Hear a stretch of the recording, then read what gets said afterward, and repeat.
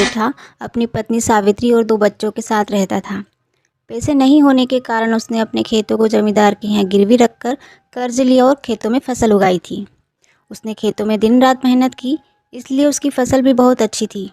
तभी एक दिन आधी रात को जोर जोर से दरवाजे पर खटखट की आवाज़ आती है। खिड़की से झांककर देखता है तो बहुत तेज तूफान आया हुआ था। तभी वहाँ घबराकर अपनी पत्नी को आवाज़ लगाता है, सावित्री, ओ सावित्री, जल्दी से उठ कर आओ, जल्दी देखो बाहर कितना भयंकर तूफान आया हुआ है। तूफान? हे भगवान, इस मौसम में ये तूफान कैसे आ गया? तूफान की रफ्तार और तेज होती जा रही थी। जेठिया को तो सिर्फ अपनी खेत की ही चिंता हो रही थी। पत्नी के लाख मना करने के बाद भी वहाँ और तूफान के बीच से होता हुआ अपने खेत के लिए निकल पड़ता है। खेतों की हालत देखकर वहाँ सिर पकड़कर जोर जोर से रोने लगता है। पूरी फसल बर्बाद हो चुकी थी। हे भगवान, मेरा खेत और मेरी फसल सब कुछ बर्बाद हो गई।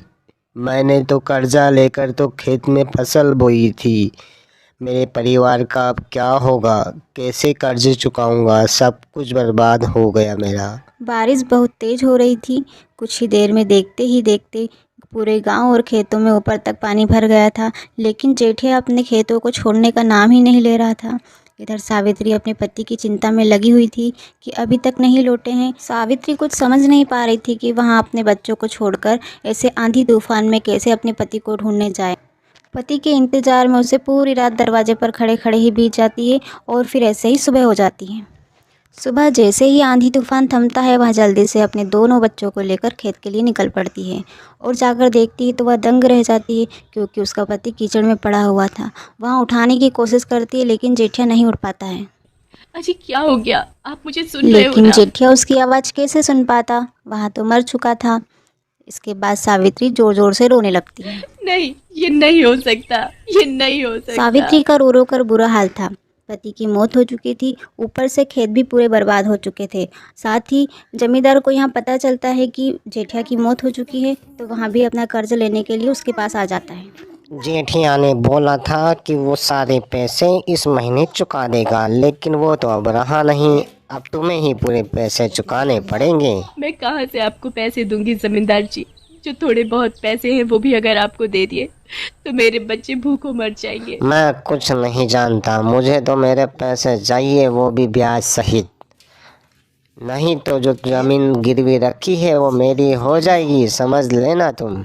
नहीं नहीं जमींदार जी, मुझे कुछ महीनों का टाइम दीजिए। मैं खुद खेतों में काम करके आपके सारे पैसे लौटा दूंगी। जमींदार सावित्री की बात मान लेता है और वहाँ से चले जाता है। अगले दिन सावित्री खेतों में जाती है और सोचती है कि मैंने पैसा लौटाने का वादा तो कर लिया है, लेकिन इतना सब मैं करूँगी कैसे? मुझे तो ट्रैक्टर चलाना आता नहीं, मुझे हल से ही खेती करनी होगी। वह दिन भर खेतों की सफाई करती है और कल से काम शुरू करने का सोचकर शाम को घर के लिए निकल पड़ती है। उसी रात एक भूत वहाँ आता है और ट्रैक्टर को चालू करके पूरे खेत की जुताई कर देता है। भूत रात भर खेत जोतता रहता है और सुबह होते ही ट्रैक्टर को वहीं रखकर गायब हो जाता है। अगली सुबह जैसे ही सावित्री खेत पर जाती है तो देखकर हैरान रह जाती है। ये आधी जमीन किसने जोत दी? मैं तो खुद शाम के वक्त यहाँ से गई थी। मतलब रात को किसी ने इसे जोता है, पर आखिर किसने? कौन हो सकता है जो मेरी मदद कर सकता है?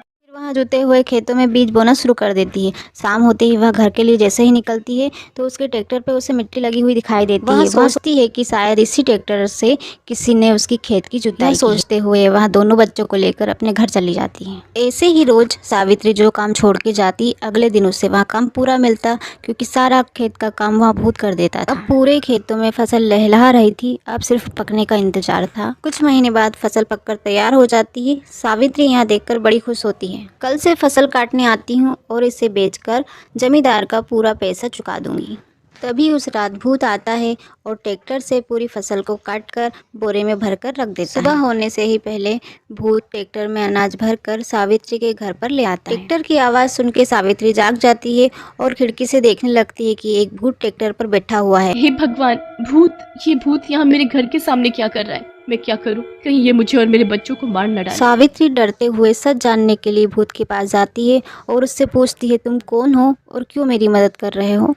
अब तुम जाओ यहाँ से, इस अनाज को बेच दो और तुम्हारी समस्याओं को दूर करो, साहूकार का कर्ज भी चुका दो। नहीं नहीं, पहले तुम मुझे सब सच बताओ, तभी मैं इस अनाज को रखूंगी। मैं जेठिया हूँ, जेठिया तुम्हारा पति। मरने के बाद मैं भूत बन गया था, लेकिन मुझसे तुम्हारी परेशानी देखी नहीं गई, इसलिए मैं रात भर खेतों में काम करता था और तुम्हारी परेशानी दूर करने की कोशिश कर रहा था। इतना कहकर वो भूत वहाँ से चला जाता है। फिर सावित्री की आंखों में आंसू आ जाते हैं। अगले ही दिन वहाँ सारे अनाज को बेच देती है और जमींदार का पूरा कर्ज चुका देती है। इसी तरह की कहानियों के लिए आप हमारे चैनल को लाइक और सब्सक्राइब ज़रूर करें।